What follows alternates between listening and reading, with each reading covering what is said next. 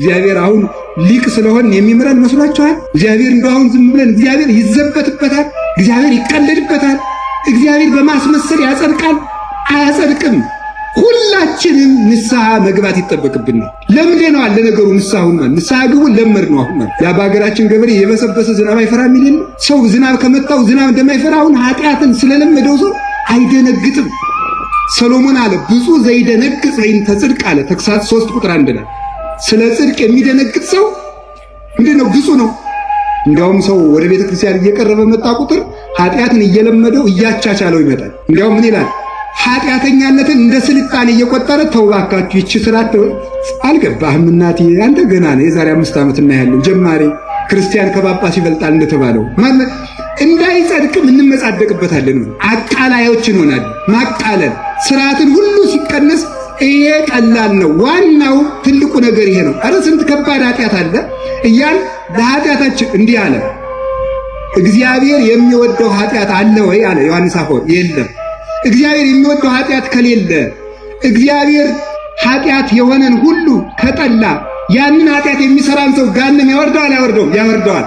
እንግዲያስ የኃጢአት ከባዱ የትኛው ነው ካልከኝ ይላል ተመልከቱ፣ ሲኦል የማያወርድ ኃጢአት እስከሌለ ድረስ ሁሉም ኃጢአት ከባድ ነው ይላል። እግዚአብሔር በእኛ እንዲያድር ብቻ እንፍቀድለት። እኛ የቆረጥናቸው ዱላዎች፣ እኛ የፈተናቸው ገመዶች፣ እኛ ያደራጃትናቸው የሳልናቸው ስለቶች ምንም ወግተው አያሸንፉም። የሚያሸንፍ እግዚአብሔር ነው። አሸናፊ እግዚአብሔር ከኛ ጋር እንዲሆን ብቸኛው መፍትሄ ሌት ተቀን ደክመን ከርኩሰታችን መላቀቅ ነው። ከመላእክት ጋር አትጣሉ ነው። ከመላእክት ጋር አትጣሉ። ከመላእክት ጋር የተጣላ ሰው ምን ያደርጋል? ይቀሰፋል፣ ይጠፋል። የዘላለም ሕይወት እንድንወርስ እንዳንቀሰፍ በእድሜያችን ተጠቅመን ርስት እንድንወርስበት የምንበቃው ሕይወት ያለው መልአክ ከኛ ጋር ሲሆን ነው። የሙት መልአክ የሚርቅልን እንዲህ እውነቴን ነው የምነግራችሁ። ማምላክ ነው ብትቆረጥሙትም ባትቆረጥሙትም ሰው ዘረኛ ከሆነ ከመላእክት ጋር ይጣላል። ከመላእክት ጋር የሆነ ሰው ግን የተጣላ ደግሞ ያልቃል።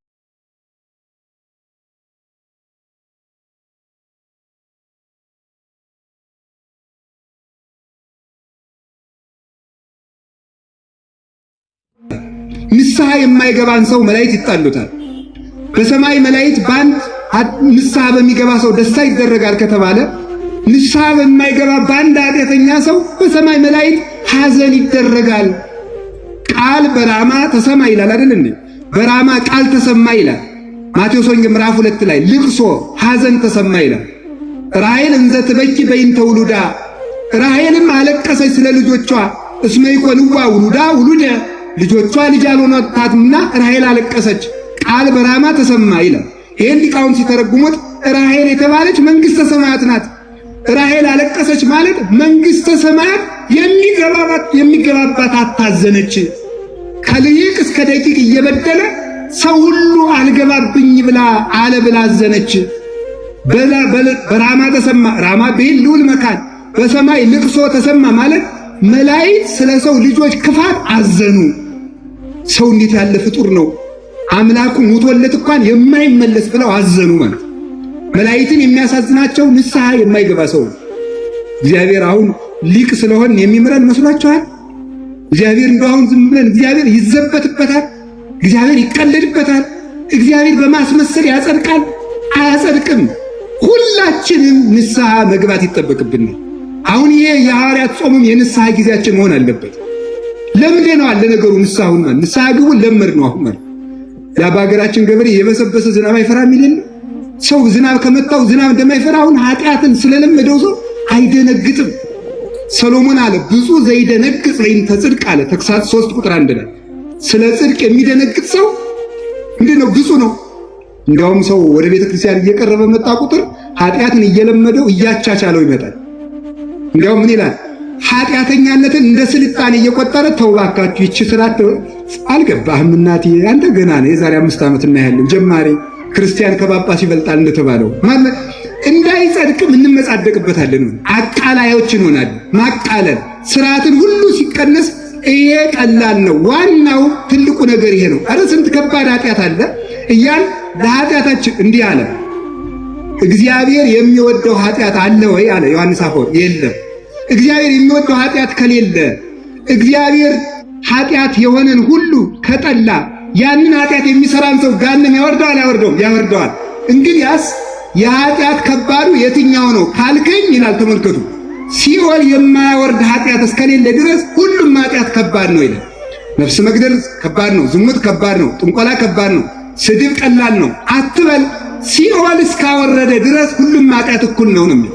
ሁሉም ኃጢአት ትንሽ የሚባል ጽድቅም የለም፣ ትንሽ የሚባል ኃጢአትም የለም።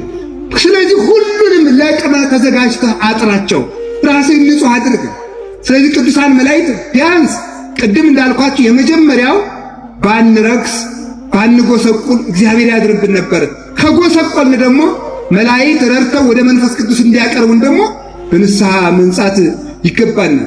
ሶስተኛ ባልንጀራውን የሚጠላ ሰው መላእክት አይወዱም።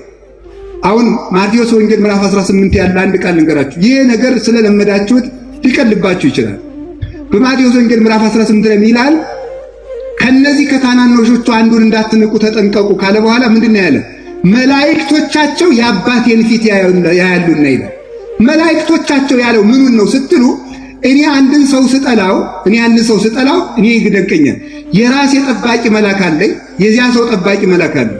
አሁን እኔ ያንን ሰው ስገፋውና ስጣላው የዚያ ጠባቂ መልአክ ብቻ ሳይሆን የሚከሰኝ የራሴ ጠባቂ መልአክ ከዚያ ጠባቂ መልአክ ጋር አብሮ ይከሰል። ይህንን ሰውዬ ምክንያቱም መላእክት የፍቅር ጠባቂዎች ስለሆኑ ይህ ሰውዬ ያንን ሰው ባልንጀራዬን እንዲጠብቀው ያዘዝከውን ያን ሰው ስለገፋው ቅሰፈው ብሎ የኛ ጠባቂ ሂዶ ከምንጠላው ሰው ጋር ሆኖ ይከሰናል። ከዚህ በኋላ ይህንን ሰው ከምታስጠብቀኝ አውሬ ብጠብቅ ይሻለኝ ነበረ፣ ቅሰፍልኝ፣ እድሜውን አሳጥረው ይለዋል። እንስሳትን ብጠብቅ ይሻለኛል፣ ወንዙን ብጠብቅ ይሻለኝ፣ እድሜውን አሳጥረው ይላል። በእውነቱ ማለት ነው። ስለዚህ ንስሐ ካልገባን ካልተዘጋጀን ፍቅር ከሌለን የማንታረቅ ከሆነ መላእክት ይጠሉናል። ከመላእክ ጋር የተጣላ ሰው ደግሞ ቅድም ባሕራንን መምሩ ስለተረኩላችሁ ስላስተማሩን ወደሱ አልገባም። የጠፋውን ሰውዬ መጠቆም ፈልጌ ነው። ሶወትሬ ወሙ ለጠቢባን ይመውቱ ወከማው ይታጎሉ አብዳን ለአልቦሙ ልብ ተብሎ ጧት በምስባክ የተሰበከልን እንደዚህ ልብ የሌላቸውም ሰዎች ይጠፉ። የባሕራንን መዳን እንዳየነው ደግሞ የዚያን ሰው ጥፋት የምናየው ከመላእክ ጋር ተከራክሮ መዳን የለም። ስለዚህ እንታረቅ፣ መከፋፈል እንተው፣ ሰሞኑን እንታረቅ። እንዲሆን እንደሆነ ንስሐ እንግባ። በሶስቱ መላእክት ይመጣሉ። ያ የሆነ እንደሆነ ደግሞ መላእክት ደግሞ አንድ መልአክ ብቻውን የእስራኤልን ጠላት አስጥሞ 60,000 አጋር ከነዓን መርቶ ያደረሰ አንድ መልአክ ነው፣ ቅዱስ ሚካኤል ነው። እግዚአብሔርም ለመላእክት ለእስራኤል ምንድን አላቸው? መልአኬን እልካለሁ እንዳታሳዝኑት ተጠንቀቁ ነው።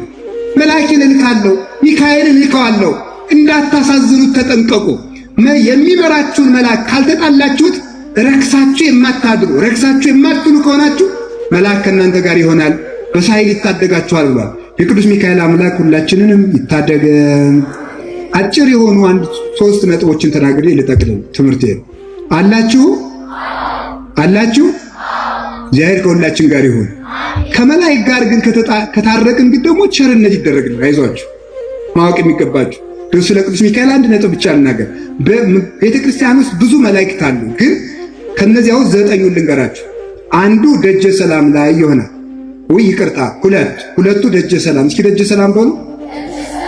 ሁለቱ ደጀ ሰላም፣ ሁለቱ ዝንቦ ታውቃላችሁ? የድሮ ቋንቋ ዝንቦ ማለት ታዛ በቃሽ በረንዳ፣ በዚያ ይሆናሉ። ስንቱ መጡ? 4። ሁለቱ ከቅኔ ማኅሌት ስንት መጡ? ሁለቱ ከቅድስት ስንት መጡ? 1 ከመቅደስ ስንት ይመጣል? 9።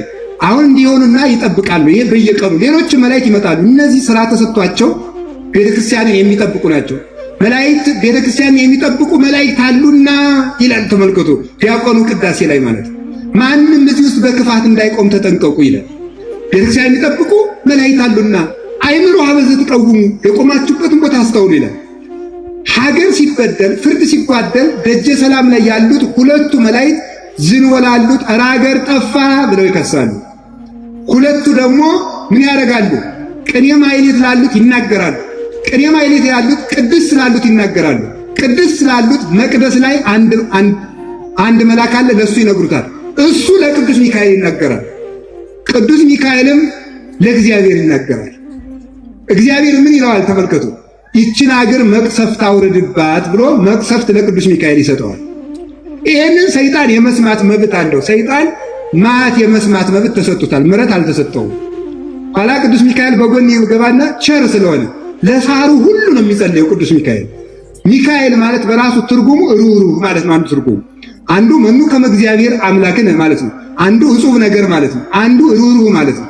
እና ሳሩ እንኳን ያለ ጊዜው እንዳይቆነጠስ ይጸልያል። መሐሮም ጊዜው ወተሳሃሎም ይላል ሊቃውንቱ በ10ቱ 40ቱ ትርብልና ከን ሲተረጉሙ በ12ቱ ልመና ይቅርታን አስታርቀን የሚለውን አቤቱ ይቅር በላቸው የሚለው የግዙ ፊደል ሲቆጠር 14 ነው። በ14ቱ ልመና ይቅርታን አሰጥናል። ኋላ እግዚአብሔርን መሐር ተዘከር፣ ፍጥረትህን አታጥፋው፣ የሞትህላቸውን ሕዝብን አታጥፋቸው ብሎ ይለምናል። እግዚአብሔር ደግሞ ምን ይለዋል? ተመልከቱ። ምሕረት ስጥ ብሎ ምሕረት ለቅዱስ ሚካኤል እጅ ይሰጠዋል። እግዚአብሔር ለምድር የሚሰጣት ምሕረት ሁሉ የሚወርደው በቅዱስ ሚካኤል እጅ ነው። እግዚአብሔር ለምድር የሚሰጣት ቸርነት ሁሉ ማለት ወሚካኤል ሊቀ መላእክት አሐዱ መላእክት ቅዱሳን እስመ በዲበ ሰናይቱ ለሰብእ ተአዛዚ መጽሐፈ ሄኖክ ምዕራፍ 6 ቁጥር 5 ላይ ቅዱስ ሚካኤል እግዚአብሔር ለሰው ልጅ በሚያደርገው መልካም ሥራ ላይ ሁሉ የቅዱስ ሚካኤል እጅ አለበት። እግዚአብሔር ለሰው በሚያደርገው መልካም ነገር ሁሉ እዚህ በኋላ ቅዱስ ሚካኤል አምጥቶ መቅደስ ላለው መልአክ ይሰጠዋል። አያችሁ፣ ቸርነት በመቅደስ ይመጣል ማለት ነው። በመቅደስ ያለው ለቅዱስ፣ ቅዱስ ላለው ለቅኔ ማህሌት፣ ቅኔ ማህሌት ላለው ለዝንሞው፣ ዝንሞው ለደጀ ሰላም፣ የደጀ ሰላም ምሕረት ለሀገር ይተርፋል። እግዚአብሔር በቅዱስ ሚካኤል እጅ ምሕረትን ይላክልን፣ ምሕረትን ይላክልን፣ እንድንማር ሆነንም ለመገኘት ያብቃል።